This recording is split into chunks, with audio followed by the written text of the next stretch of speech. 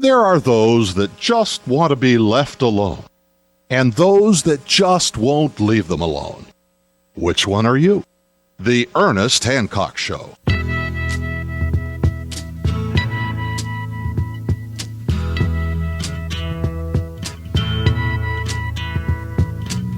There's something happening here, but what it is ain't exactly clear.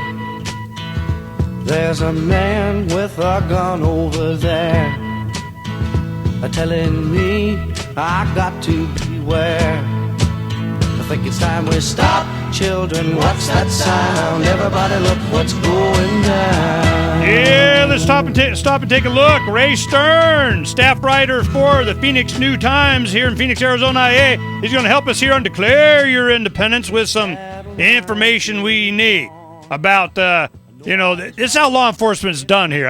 It's just amazing that you would. New Jersey doesn't have anything on us. Heck, Honduras doesn't have anything on. El Salvador doesn't have anything on us. So this is how they operate. And if it wasn't for the internet, I think people would be even totally screwed, blue tattooed more than they are right now.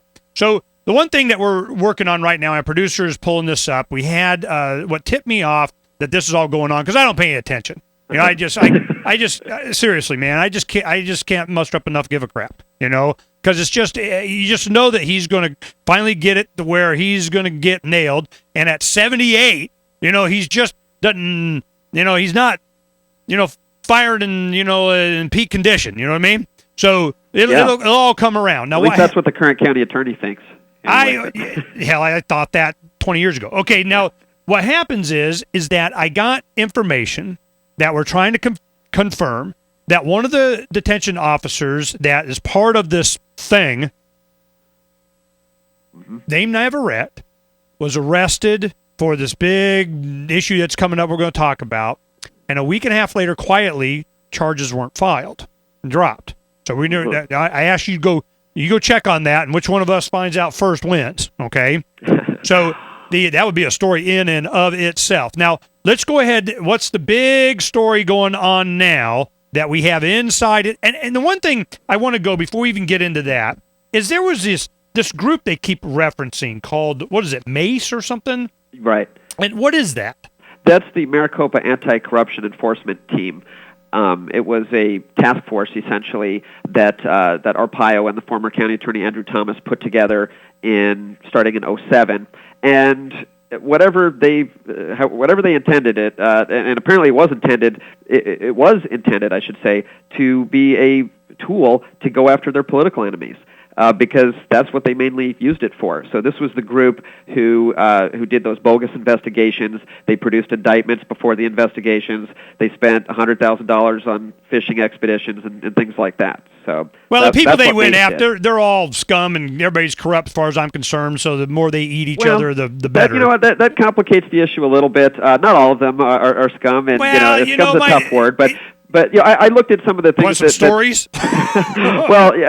We don't have time to go into all of the craziness in the county, but I think the main thing to remember is that although there were two county supervisors, Don Stapley and Mary Rose Wilcox, that I still personally have some suspicions about their activity, and I think voters need to look at what they are supposed to have done. But the actions by the lawmen and the clearly bogus and unethical investigations that took place, that trumps what these guys did. Yeah, because these guys, they're not accused of murder or anything that serious. It's for financial disclosure problems, stuff that Arpaio actually did himself in some cases. So what the criminal justice system did in this case, it makes us sit up and notice. Like you said before, these are the guys with the badges and guns who feel they can do anything they want. Yeah. So how much better can a libertarian go neon? I told you so on one. Yeah, they bring up how scummy these guys were and how scummy they did it and how scummy they went after them and the scum of the scum. And we're going, this is your government here at work. Right. Next. So anyway, let's go ahead and talk about what has this people and drug smuggling connection in the sheriff's department. This was definitely one of the worst news to hit Arpaio's office lately. It was really interesting. One of their deputies who had gone through the cross-training with the Immigration and Customs Enforcement Bureau, the federal government's immigration force. He turns out to have been working for the cartel, allegedly. And not only was smuggling illegal immigrants himself, when they busted him, there were illegal immigrants in his home that he was about to drive to California, but he admitted to the investigators after he was arrested last month that he had been taking information from their command center, and this is the stuff that only, I guess, the federal government knows and the people that are ICE trained, and just giving it straight to the cartel. So they had all this intelligence that he was giving to them. The sheriff did point out, and to his credit, I guess they investigated the tip that came in about their own officers. But of course, what else are they going to do? But it was the sheriff's office that conducted a year-long investigation and then busted this deputy and 2 detention officers who were also working for the cartels. And just an interesting side note on that one of the female detention officers who were busted, she was 8 months pregnant with one of the local mob boss's kids, and had $16,000 in her purse to boot. So these people, the accusation is they were bad people, and just working for the guy who claims to be the toughest sheriff in America and is, tough on illegal immigrants. It's definitely ironic that his own people are working for the cartels in some cases. Well, I mean, this is nothing new either. I mean, you have enormous amounts of profit out there in this prohibition-type drug war thing. I mean, what did you think was going to happen? So, oh yeah, and it's happened in the Phoenix PD. They had guys ripping off drugs there. I wrote about one guy who got hired intentionally to rip off drug dealers.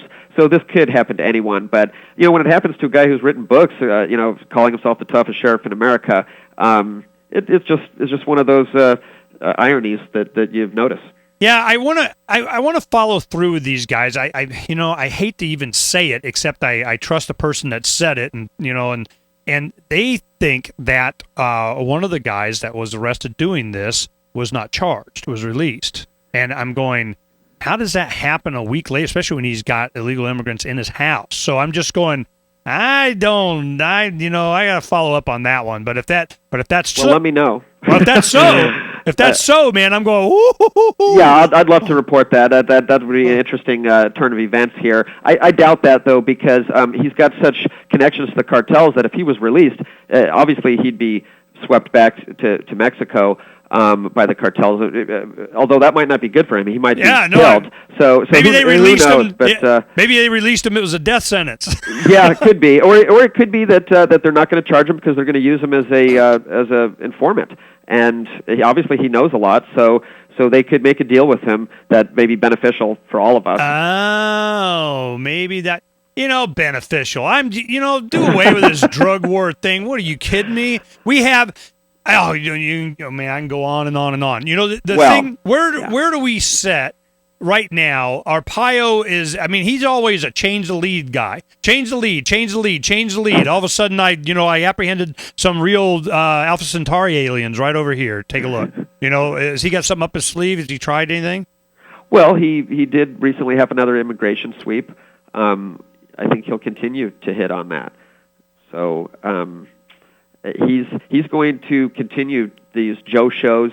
Try to get as much publicity as possible. Shows. Yeah, those are the little publicity stunts that he does, like giving dogs air conditioning and his inmates not, stuff like that. Well, what are the dollar? Have you got an accumulated dollar amount that he's cost the county in lawsuits?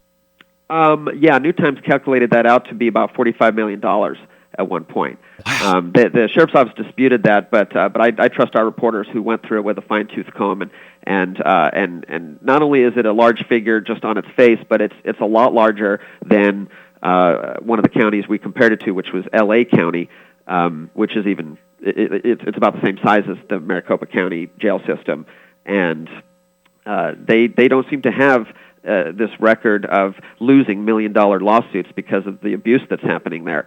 There is abuse in the jails. We've read stories about diabetics who are withheld their medicine, having serious problems, and then naturally their state is going to sue.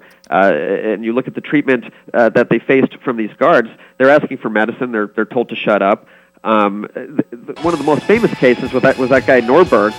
This was going back to the 90s, but when they did an autopsy and they were trying to find out how he died, he suffocated. Well, his larynx turned up missing, and that's suspicious right there. That was one of the early indications that the sheriff's office was willing to really bend things to get its way. To get away with killing people that are incarcerated and strapped in, and I mean, it's just ugly, ugly, ugly stuff. Well, when the final book's written, maybe by Ray Stern of the Phoenix New-Times, we'll know more. And I got this report coming in. It looks like we're not going to make it in the next 20 seconds, but we're going to print it out, and we'll go ahead and get it out. And you stay right there. I'll give it to you, what we know, and maybe you will find it in the New-Times. Thanks for coming on. Hold on a little bit there, Ray. We'll be right back tomorrow here on Declare Your Independence with me, Ernest Hancock. Uncovering the secrets and exposing the lies. That's what readers of freedomsphoenix.com get every day. Readers of freedomsphoenix.com are constantly provided the information that detail the real news between the lines of propaganda about government policies and the true relationship we all have with coercive governments. Learn the true condition of our economy, innovations and technological breakthroughs in energy, health, computer science, and space travel. Learn the truth well before it's admitted to in the lamestream media, the media that is so last century. Corporate media has evolved into nothing more than distributors of government propaganda, but we now have a fantastic alternative. FreedomsPhoenix.com provides constant news updates on the issues that affect our lives in the most important ways. Our liberty and our property are under constant attack, and FreedomsPhoenix.com provides the understanding behind the propaganda while encouraging the participation of our readers. Join us at FreedomsPhoenix.com. That's freedoms with an S, Phoenix.com. FreedomsPhoenix.com, where the revolution between the ears has already matured.